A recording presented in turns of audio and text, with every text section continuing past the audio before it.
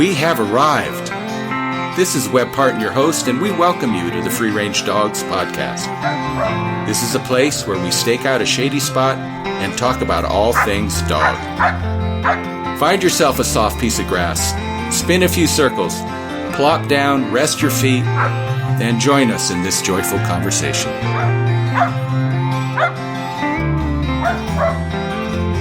Hi, this is Webb Parton here with Free Range Dogs podcast, and we are going to have an interesting conversation today. We're with Benz, who runs That Dane Bar in Lake Havasu City. And in keeping with the current recordings we've done at different places, we did one at the horse barn, one in the sheep paddock. We are at That Dane Bar today. You might hear some ear flopping in the background. We have a sofa, a lineup of Great Danes watching us as we're talking. And Benz, go ahead and tell people about yourself. How long has the bar been open? We've been open almost 5 years, so about 4.5. It was celebrating 5 years May 1st. I originally opened it with my soulmate dog, Rogue, who was my number one and love of my life. He's now got 3 dogs that have followed his line. Rufus, Jade, and Johnny is my newest addition. I couldn't ask for better business partners. And to say that it's a bar is really a misnomer because you call it a bark park and a brew club. Bark, Park, and Brews. And that just means that we're an indoor dog park for the dogs to play. So it's a safe place for them to socialize as well as the humans to socialize around a nice cold brew. And it is quite an interesting business model because these dogs just have a ball. I mean, I see them playing and romping, and it really is a community. It is, yes. Yeah. And I know we do aversion trainings here in Lake Havasu City. Correct. So we see just about everything come through the door when I've been here. Yes. But you must have some really interesting stories about all the different types of dogs and types of folks that have dogs, and it's sort of a different, interesting an amalgam because you don't just have customers, you have both canine and human customers. That's correct. You're right. That's correct. We have amazing customers too. It's really more of a pack here. You hear that quite often when you refer to canines, but it becomes a pack here. Both pack and family life is here at the Dane Bar. Right. Different folks spend their lives with different sorts of dogs. And certainly it's an interesting choice to have Great Danes. They're such big kids. And you've actually got 3 of them. I got 3 of them. Yeah. I'm slightly crazy. Yeah. They're amazing dogs. My 3 dogs, I can't brag enough about them. They're very well trained. People misunderstand their size, but they are just big babies if they're trained correctly. And what started you on Great Danes? I happened to run into a Great Dane one time, never really anticipating big dogs being my breed of choice, but it laid its head against me and just wanted to be loved. And I rushed home and started doing my research online to see whether or not this was my breed. I fell in love with that dog right away, and I did my research. I love that their energy levels. I love their personalities. They can be stubborn. There's no question there. But I'm more stubborn, so it works out. They're just big loves. The amount of love they feed you is about as much as they eat. Well, I imagine you have to scale your whole life around having Great Danes. Big industrial building for a dog park, a large vehicle to haul them around in, a line of sofas for them to have a place to crash. Believe it or not, if you actually do your research, and as long as they get their proper amount of exercise, these are great apartment dogs. They do curl up pretty darn small, but they do require a certain amount of energy, like any dog. Mm-hmm. Yeah. We had a friend years ago, and she used to tell a story on her Great Dane. She had a Great Dane that she called Aphrodite. Cute. And she lived in Northern California, and she had been told by folks that her Great Dane was jumping the fence and disappearing after she went to work. Uh-oh. And she would go ahead and leave the yard and go for a stroll for the day, and then come home and get back in the yard before Mom returned. And so she came home early one day, and sure enough, Aphrodite is gone. And a little while before she was supposed to return, here comes Aphrodite strolling back, jumps into the yard, and pretends like she's been there the entire time. Sounds like your typical Marmaduke scenario. Yes. Yeah. Yeah. They were bred to hunt. I mean, they were bred to chase things. But they have a lot of personality. Very interesting dogs. They are. Yeah. My 3 specifically each have their very own personality just in of themselves. Mm-hmm. You got Johnny, who's just a big old love. You got Rufus, that can be a little bit of a little stinker. And then you got Jade, who's just all about the cuddles and attention, and she's just a sweetheart. And how many Great Danes have you had in total? This will be my 3rd, 4th, or actually my 4th, 5th, and 6th. Okay. Believe it or not. Yes, I'm on my... I've got 3 at one time. And do you think 3 is the saturation point? Yes, I am max load. I'm done with dogs for a while. So max load. I didn't anticipate taking on a 3rd, but sometimes a dog just picks its home. So well, they seem to provide the security. They sure do. For the bar here. They sure do. And they sort of monitor everything that's going on. They do. So it must be interesting. You have such a diverse group of different dogs coming through to see all the different personalities and how they engage and how that mix works. Absolutely. I do run a tight ship here at the Dane Bar. And I do, I'm very careful with who I bring into the bar. Like any animal situation, not all animals, just like people, don't always get along. So I do gauge that myself, but my dogs do give me some indications as well. My female Dane, she's actually trained in the park.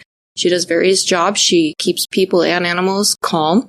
She goes around and I can see her sitting by specific groups of people or dogs because she feels them uneasy or nervous. She also will protect little dogs from big dogs playing too rough. Oh. So we are a mixed park. So we have everything from teacup chihuahuas up to mastiffs and Danes. Mm-hmm. She will protect the little dogs if the big ones are too close to them playing. And she will give a correction. So she has let me know as well when somebody's acting out. She'll come up to the gate or she'll go give her correction. Then she comes to the gate and lets me know. Mm. So she works. Believe it or not, she looks like she just walks around. She's lazy, but she's actually working. Mm-hmm. Mm-hmm. So, and then of course Rufus over here, he gets the tips. So if you come in here and you put $1 on the counter, he'll collect it for me. I'm sure he'd probably prefer doggy treats to a dollar bill. Oh, absolutely. He much prefer dog treat. Yeah. Yeah. Yeah. And then Johnny, he's in training right now. I just got him about 2 months ago. And he is starting to learn the same ropes as Jade. So I'm going to prime him to do the same job Jade does. And how does the bar work? Is this like a membership kind of a club, or how would you characterize that? Yes and no. I do charge for the dog park piece, and that is to keep some of the riffraff out, first and foremost. Also, I do clean and sanitize every night, so I do need to pay for all those products. I also have to pay for the AC and the heat, things like that. But I allow anybody. I don't breed restrict, so we do have everything from teacup chihuahuas always up to labs, larger Danes, and then I do let all breeds in. We have Dobermans, Rottweilers, Pit Bulls, you name it. We do not breed restrict. But again, I do run a tight ship, and I do watch body language of both the dog and the human as they approach my bar. Just for folks that don't have the benefit of sitting at this table with us and looking around, this is an industrial space. Correct. And you have it split into 2 sections. The front section is a little more human-oriented, possibly. The front area is aimed more at anybody with or without a dog. In the front, there is no charge for your dog to come hang out. Not all dogs are meant to play with other animals. So often I do get a dog that will come in and just chill on leash with their owner. Additionally, and I don't advertise this typically, but I do get aggressive breeds in here once in a while. Dogs that are in training, they need some help. Mm-hmm. And we will work with them a little bit to help calm them around other dogs and make them more community friendly. Not necessarily playing with other dogs, but we do make them understand that we can all coexist and nothing bad happens. And now, on that same note, I have also worked a few of the dogs into the park. We've gotten them where they are comfortable with other dogs and they're out playing with the other dogs in a safe environment. And you, then the back part is a large open industrial space. Correct. And that is that's sort of a free romp zone. Sort of, yes. Sort of, yeah. We do refer that as the actual bark park.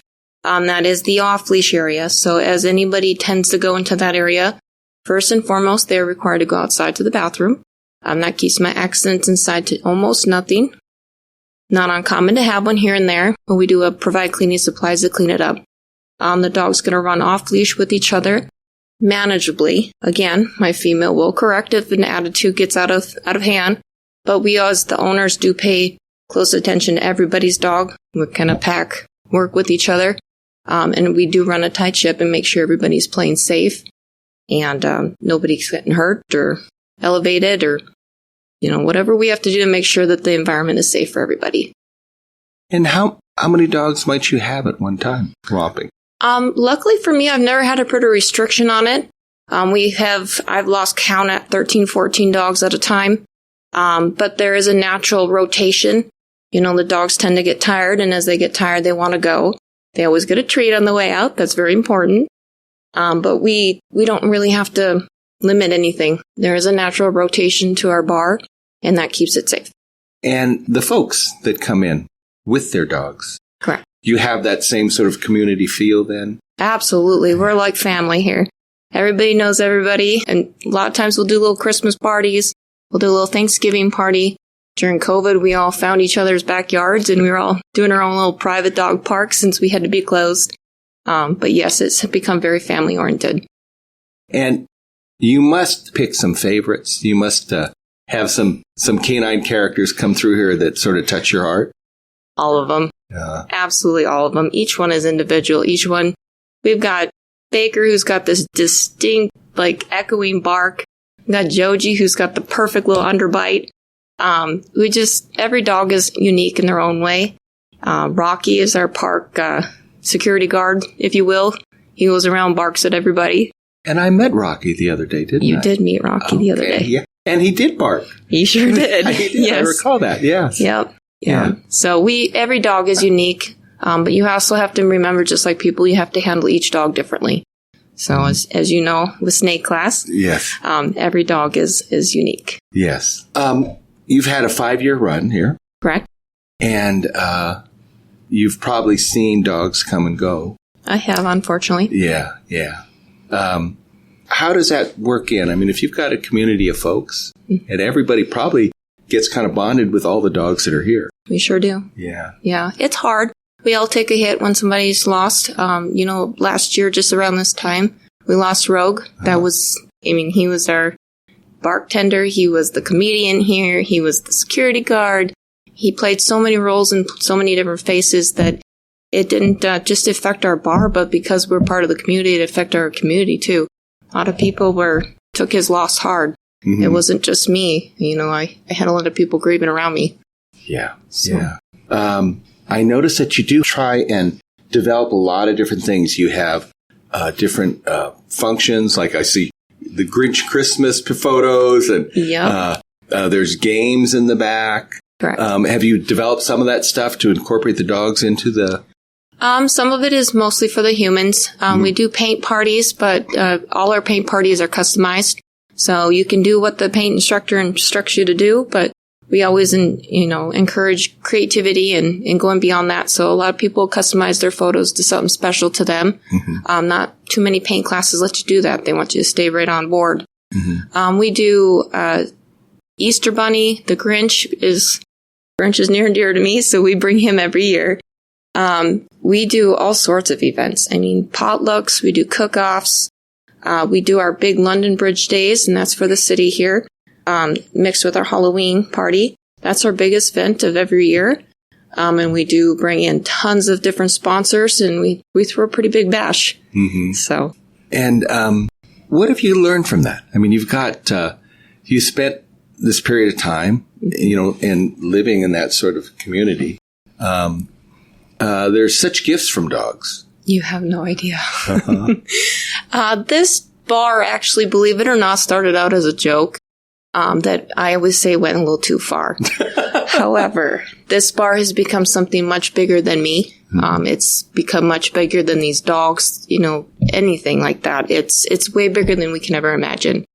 We do so much giving back to the community, whether it be a local rescue or we try to help these dogs. I mean, like I said, I have helped dogs on both ends of the spectrum, both aggressive, also shy, hiding under tables and chairs, and we bring them out and we make them social in a positive, playful manner, so that everybody's safe. So what we're doing is creating good community dogs that can go out and walk along the street with their owners and not be fearful or be aggressive towards another breed. There's so many things that we've done here that it's just not something you see on the outside. So, and do you incorporate training classes in it all? I mean, aside from, I know we do the snake work here. Absolutely. We do the snake aversion, but we also do canine good citizen. We'll probably have a class coming up here in January. But that is another layer that we can put on our dogs to help build a bond between our animal and ourselves. And I truly believe in that training. Even if you're not planning to go on to different events or take your dog to competition events or anything like that, Canine Good Citizen is actually just a bond between you and your dog. And that helps basic obedience, but it does create that connection so that you and your dog have a better relationship. What have you learned from training Great Danes? They're stubborn. Well, my very first 2 Danes were easy because they came from puppies, but the last 4 that I've had have all been rescues, 2 of which were in bad situations at one point, so they were a little more challenging. Rogue and Jade specifically, if I didn't have Rogue, I wouldn't have the tools to save Jade. Believe it or not, those 2 were both aggressive. Luckily, they brought me Rufus and Johnny here, who have been just absolutely the easiest to train. But every single dog, they do have that little bit of, I gotta challenge mom and dad, or I gotta challenge this person handling me. And if you can get past that and just be a little more stubborn than them, it works out just fine.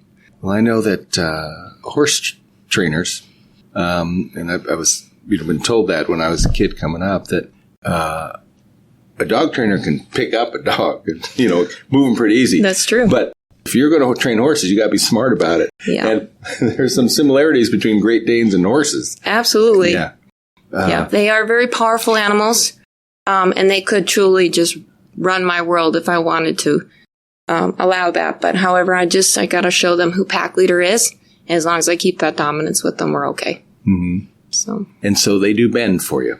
They do. They do know that mom is the boss. Okay. So we keep that relationship very, very straightforward.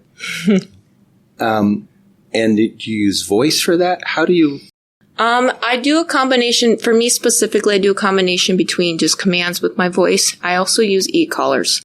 And my training with the e-collars isn't just to correct a dog. It's my communication tool for my dogs. With running the bar, I do have 2 of my 3 dogs in the park the majority of the time. And when I do need to communicate with them and have them report to the gate or get their attention, get them away from something I don't want them part of, I use the beep function on their collar. Worst case scenario, I can use a shock if I do have to correct, but I don't ever have to go to that level with these guys. They understand the communication tool between me and them. When I pull those collars out in the morning, they know that it's either car ride time, we're doing something fun, or it's time to work. Okay. And so you are careful to let them know that you are delineating that you are now in workspace. Yes, there is a differentiation between playtime and work time, and they do understand the difference. Okay. And so that means if you're here alone with them, they can romp. Game on. Game on, right. Yeah. Do you notice that they kind of fall into that role? I mean, how does that manifest itself with them when they go into work mode? You can see it very evident with Jade. Mm-hmm. If I have just my 3 dogs in the park, she'll play. She'll play and she'll romp. She'll grab a toy. She'll bounce up and down. The second I bring a 4th dog in the park that's not part of our pack, she goes into work mode. And you can see that very strict with her because she'll get very body straight and she walks real straight around and she gets all serious and I can't play. She won't look at the dog. She's like, nope, I gotta work. You know, so. The boys, they're only 1.5 years old each. They do got a little bit of playful puppy to them still. But if I raise my voice just a tad and say it's work time, you'll see them go into work mode too. And what do you do for treats for them? Are they food oriented? Toys work for them? My dogs are very food motivated. However, because I do so much with other dogs around and things like that, I do not use treats as a primary reward. A lot of my reward is, just roughing up their ears a little bit, telling them good boy, good dog. Treats are very important. Yeah. I do reward all the dogs leaving the park if they had a good day with a treat. They know that. They get treats too at the end of the day. They have a good week, and we are good pups all week. We do go to In-N-Out Burger. They are very familiar with my truck, and they know that each dog gets 2 pup patties. Okay. Well, I like In-N-Out Burger myself. Me too. Yeah. And my dogs know In-N-Out Burger. Yeah. They get rewarded in other ways as well. Sundays are kind of devoted to pack days, is what I call it. And that's just a day for me and my dogs. We'll go for a walk, all 3 of us, all 3 of them and me. We'll go out in the desert. We'll run in the desert for a little bit. Or we'll just do one-on-one here in the bar. We'll do something where it's involving us 4, so they understand that today is the day to play with mom. We don't have to work. This is fun time. It's a day to let them rest. And when you do have them out and about, when you're back in on trails and such, how good trail dogs does a Great Dane make? Oh, they stay so close to mom. They do. They're very loyal companions. They'll stray a little bit, but they always have to check in. So they'll go out a little bit, but they come right back. So, and I do run them usually off-leash. Well, and you live in a place that you've got a whole bunch of open ground as far as you can see. Correct. Go forever. Yeah. Do the Danes have much of a prey drive? Are they chasing rabbits, lizards, that sort of thing? They get excited about rabbits. However, I have used the e-collar to train them that that's not okay to run after. I always worry about that. They run after something that, if they get into a street or something. Now, we don't worry about that too much in the desert, but Arizona does have a lot of people out there doing the side-by-sides and dirt bikes, and so I do make sure that they listen and stay close, whether they see something cool out there or not. So. And you do then use stimulation on the trails with them? They're wearing a collar? I will use I usually go to the vibrate. I'll skip over the beep saying, I need you to come to me. I'll go to the vibrate so they know, we better listen. Keep your eyes on mom instead of the rabbit. Well, how do they get along on the trail? Do you see them competing with each other and chasing each other? And they're just hanging with you? They usually hang with me. I don't have to do it too much with this group that I have now. But back when I had Rogue and Jade, that duo, there was a very distinct layer of who was pack leader before the other. It always went me, Rogue, then Jade. With these 3, they run on such even playing ground that it's mom and then them. And that keeps them pretty close by. They tend to check in with me, but they'll kind of wrestle around and play with each other. The boys being puppies, they tend to pick on each other a little more. Jade kind of is like, get me away from this. Let's talk a little bit about that sense of community in the bar and the interactions you see between the different dogs. Do you notice dogs making long-term friendships? Oh, absolutely. I have, I can think of a great connection. Panda and Rosie. Anytime those 2 dogs come in. I met Panda, didn't I? You probably did. Yeah. She's a bigger black dog. Yeah. And then Rosie, she's an Anatolian Shepherd. But you'll see the excitement of one or the other. If one of the 2 is in the park before the other, oh my gosh, they see the other one coming in and the world is it just got great. This is the best day ever. My friend's here, and you'll see them romp in the park and nobody else exists. It's just those 2. So it's pretty cool to see. And what you described are 2 big dogs. Those 2 are bigger. Yeah. But do you see, small dogs befriending bigger dogs? Oh, absolutely. Yes, I got a little teacup chihuahua I can think of that thinks my Danes are just the best thing ever. And anything else that's size, it's like, leave me alone. I got friends over here I got to go play with. The community within our park there is no, I allow everybody in, but there's no breed difference. They don't distinguish each other as different in the park. They're all the same. The little dogs think they're Great Danes, and the Great Danes think they're Chihuahuas, and everybody's on an even playing field, and they all get along really well. And you've probably experienced a dog coming in and you having to work with them a bit to get them to that sort of a social Correct. equivalency. How do you do that? How do you recognize a problem when it's beginning? I listen. It's not something I can really explain so much as that I listen for an elevation.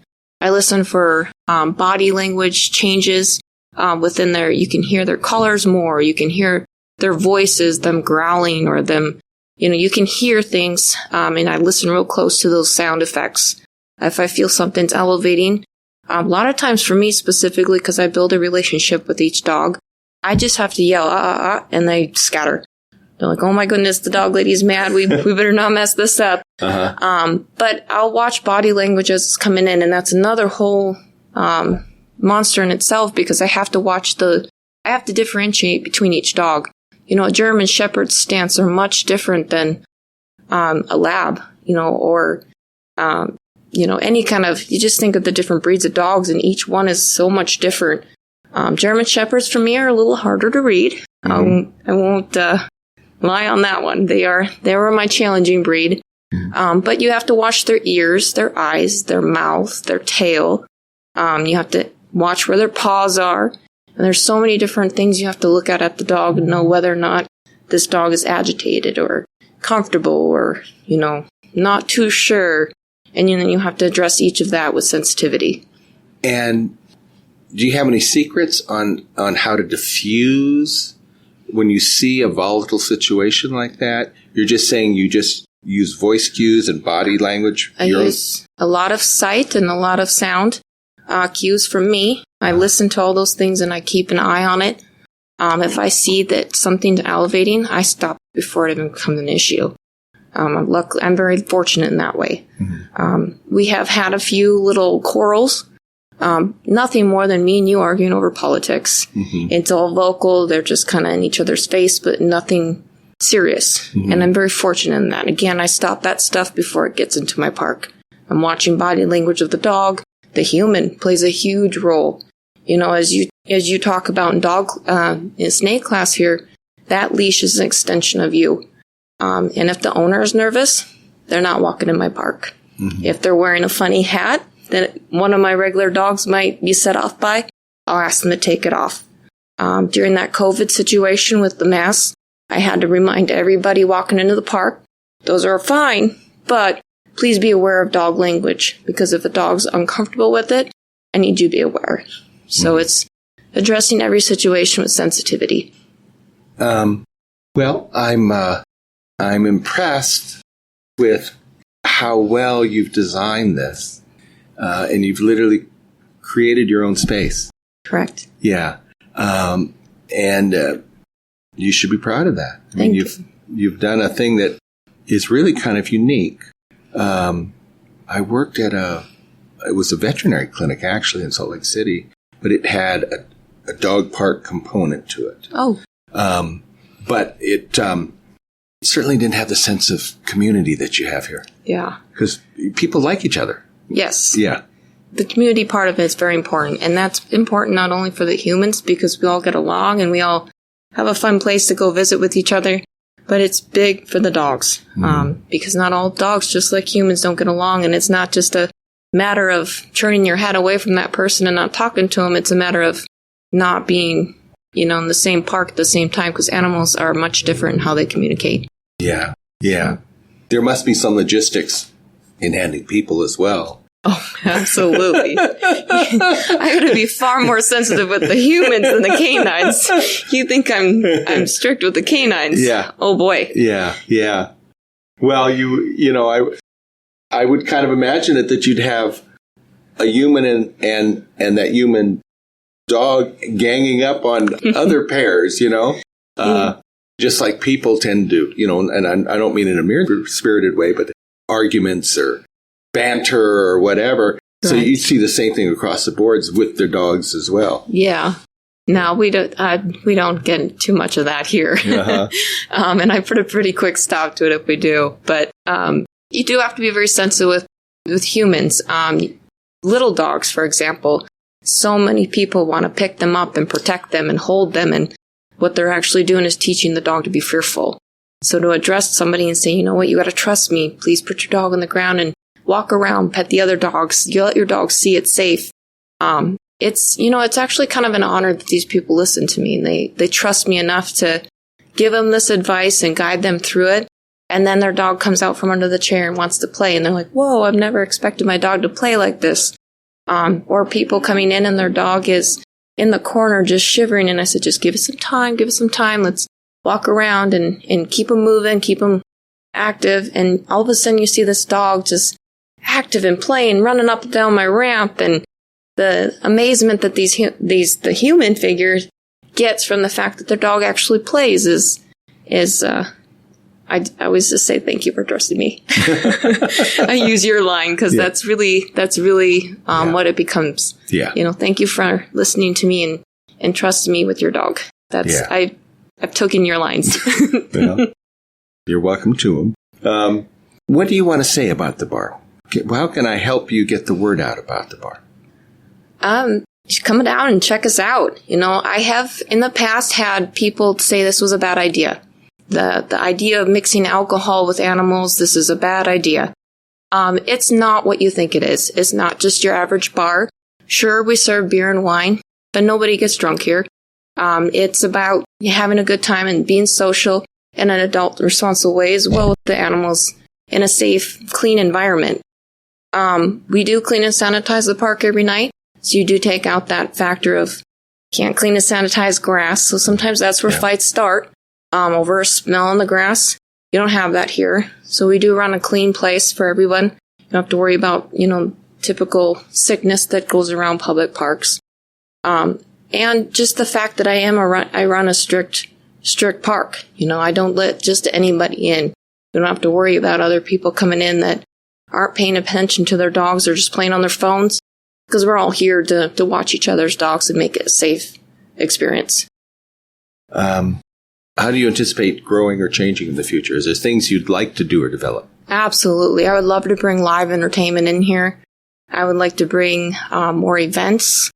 There's a lot of things I'd like to change. Eventually, I would like to hopefully add another human bartender. Because I do all the work, and as amazing as my dogs are, they don't... They look cute. They don't do a whole lot of actual... Right. They don't do any office work. No popping bottles. So. Yeah. But I would like to bring a little bit more human help in. Maybe we can bring in dog daycare or dog boarding at some point. I would like to add additional services if we could. Yeah, and I do. There's another place in Salt Lake that I've worked that has doggy daycare. Yeah. It is sort of a wave of the future. 20 years ago, we didn't have that.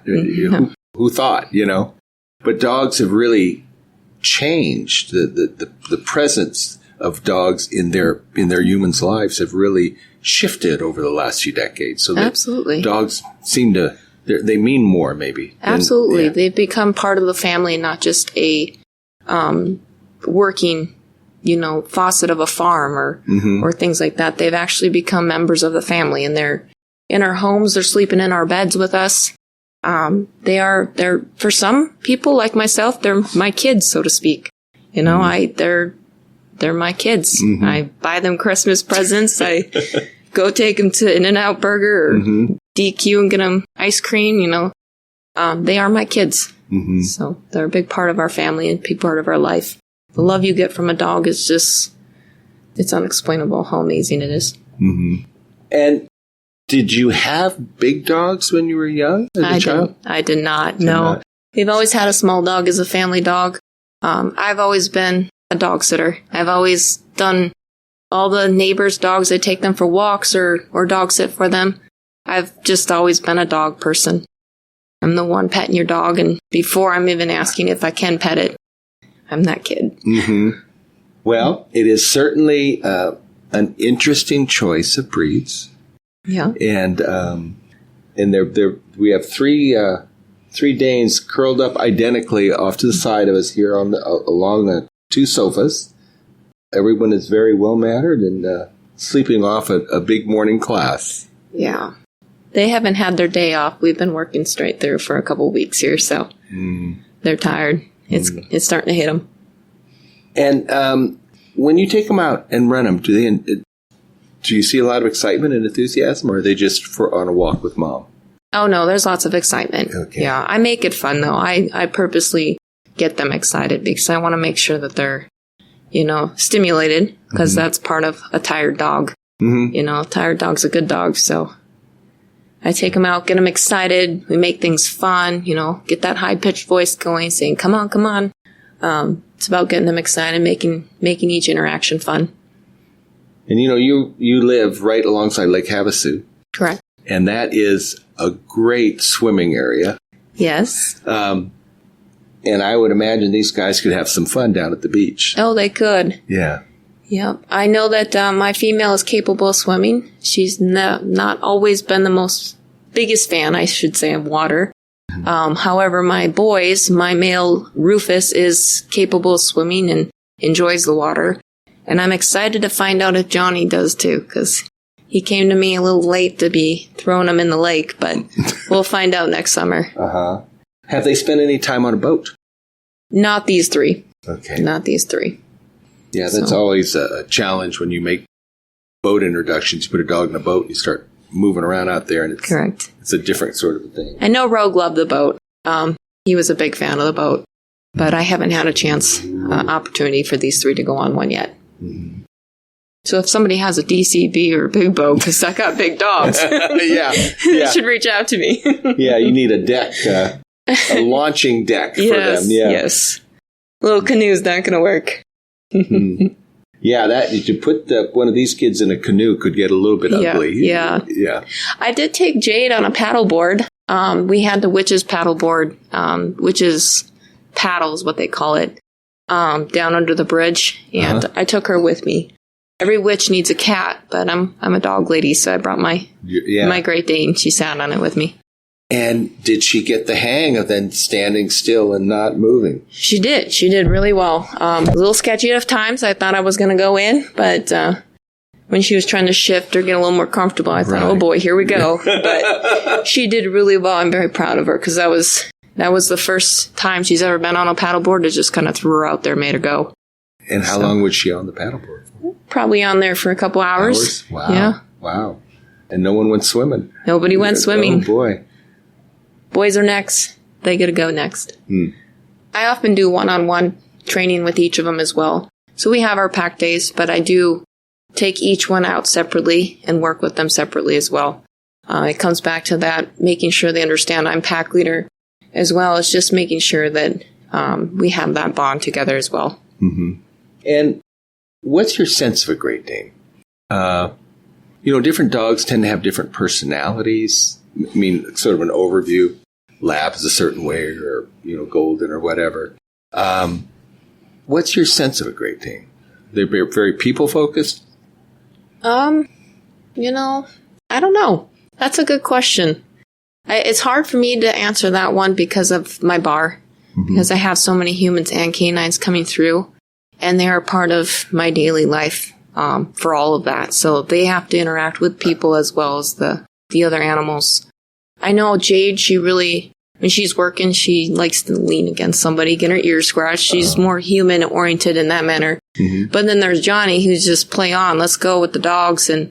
But he also has his human moments, too. So that's a tough question for me specifically. The Danes that tend to come in through my bar, they do seem to be more owner-focused. I think that's a big thing with Danes overall, is they're just very owner-focused. They'll play and they'll reach out a little bit, but they're very loyal and they come right back to their parents.